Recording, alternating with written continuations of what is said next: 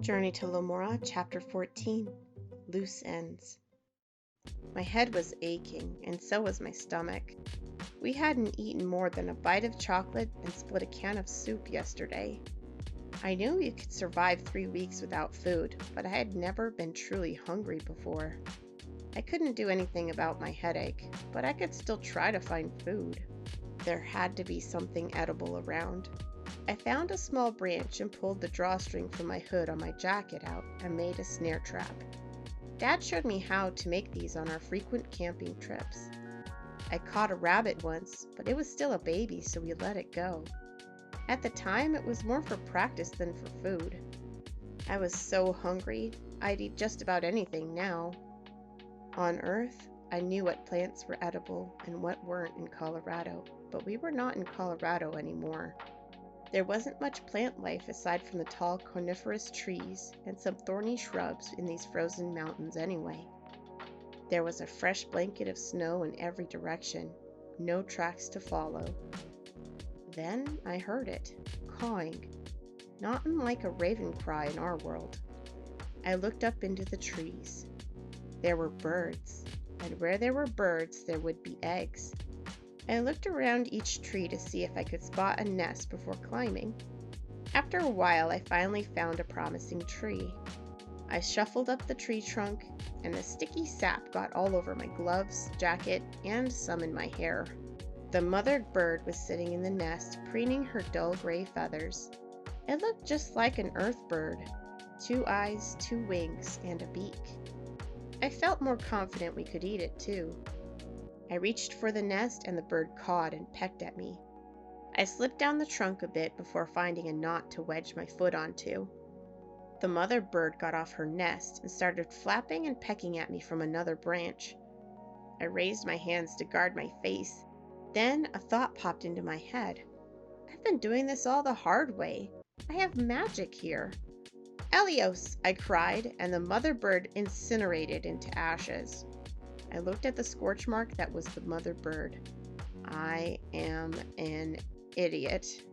We could have eaten that. The one saving grace is there were 3 small eggs in the nest.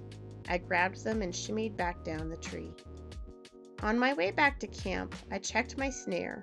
It was still empty, but I felt proud that I had something to offer them, even if it was very little. But the camp was empty. Something was wrong. Nick and Amber's footprints were rushed and frantic, and my backpack was missing. I stashed the eggs in my pocket and followed the footprints into the trees. My throat was dry, breathing in the cold mountain air as I ran, and I was scared. I shouldn't have wandered on my own again. I had counted on them being there, waiting for me. Last time I wandered away, the Umbra almost killed me. Maybe I was Paynick, leaping into the star-filled lake to drown. I just wanted to bring them food, to help. I heard a yell and I ran towards the sound. Nick, Amber, and Anu were cornered by 2 Umbra and one of the armored guards from yesterday. It was the one with the red kerchief on his wrist. They'd been following after us after all. I slipped behind a tree, hoping they hadn't noticed me yet, and waited. If I ran in without thinking, my friends might attack me by mistake. Nick had his shield up, and Amber was using a firestorm to little effect. The guard was using his magic to protect them. I had to take out the guard somehow. He was the brains of this outfit. If my vision taught me one thing, it was that the Umbra did not think for themselves. Not anymore. Anu transformed into his snow lion form and roared, pinning down one of the Umbra while the other one tore at him. He swiped his ice claws, knocking one of the Umbra into the guard, stunning him. This was it. I could use a fire spell, but then I thought of the mother bird from earlier. It wouldn't do any good to obliterate him. We needed to ask him questions. I summoned a water shield around him instead. He looked around himself confused. Amber looked at Nick, and he shook his head. "It's not me," he shrugged, confused. I concentrated hard on the shield, knowing what I wanted it to do, but not knowing the words. Hold his magic. I thought it over and over. The water shield rippled before becoming smooth and thin, like a tight bubble. At first, I didn't think anything happened. It wasn't until I saw the guard's frustrated face that I knew it was working. He couldn't cast any more magic spells. Anyu's claws tore into one of the Umbra, and Amber's fire spell finally caught on the other. Their shrieks filled the air until they finally stopped moving. Amber, Nick, and Anu surrounded the guard, who fell to his knees. Please, mercy, I beg you, he cried pathetically. Why are you following us? You have already taken the magic origin, Anu glowered intimidatingly over him, his lion face inches away from the shield. My lord wanted no loose ends, the guard whimpered. And yet you stop attacking? Anu's eyes narrowed. I walked out from behind the tree slowly, continuing to channel my magic into the shield prison. The four of them looked shocked to see me. It was you? Nick gasped surprise, looking from me to my shield around the guard. Catty, you're okay.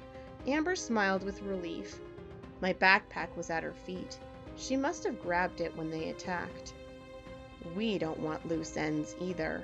If you report that we got away after you confronted us, your lords will surely hang you. Go, and report that we are dealt with, or else we'll end you here, Anu threatened the guard. Thank you, he sobbed, trembling. I dropped the shield and he scrambled to his feet and ran. Are you sure we should have done that? Nick asked skeptically. He will be dead soon enough. Anu watched as the man vanished in the distance. Eloria does not tolerate traitors any more than they do failure. This won't be the last we see of the Elorians. Elorians? That's what you called us when we first met, Nick reflected. It was my mistake. You look so alike. The ones who attacked us are from the royal city. You can tell from the sigils on their armor, Anu explained. Actually, their lord is a prince, Prince Kalen, I said. Seeing their confusion, I continued to tell them about the dream I had before the attack. I knew their goal was to take all of the origins. But was Rashtar truly the last? If they have all the other origins, we are in a graver situation than I thought, Anu gnarled. Your magic sees the future? Is that how you knew to save me earlier? Nick said. Kind of.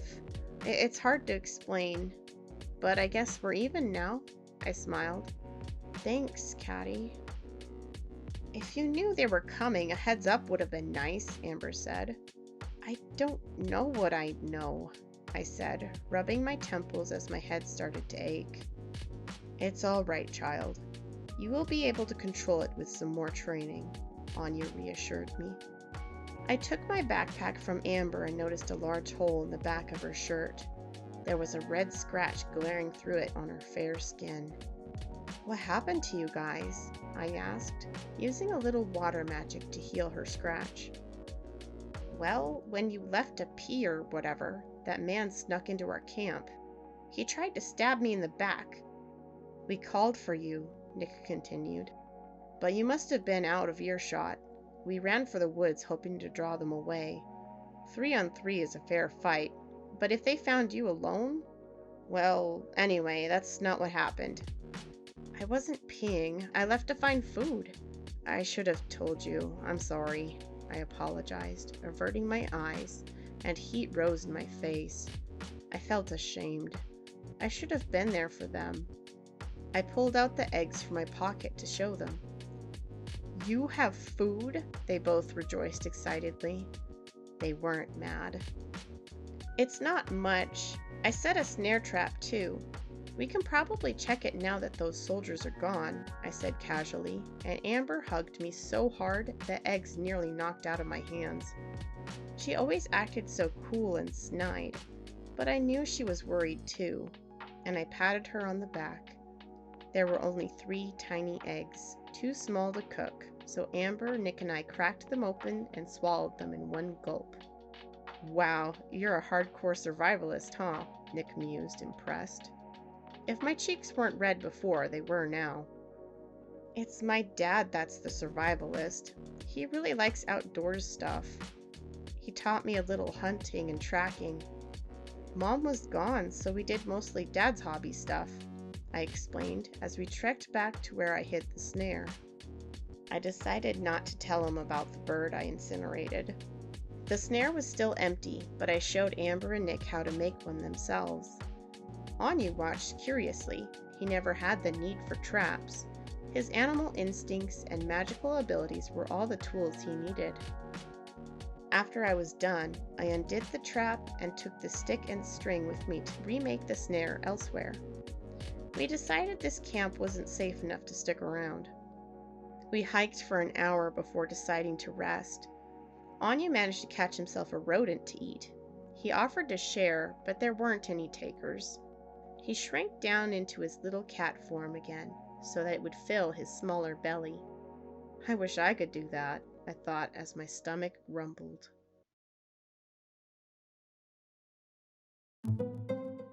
Hello, my name is Ella, and welcome to my channel. Here I'll be sharing with you my stories, artwork, animations. If you enjoy my content, please support me by clicking the like button, subscribing, sharing, or ringing the bell for notifications. Links to my website and social media are below. I will be releasing content in sequential order, so please check for new chapters each week.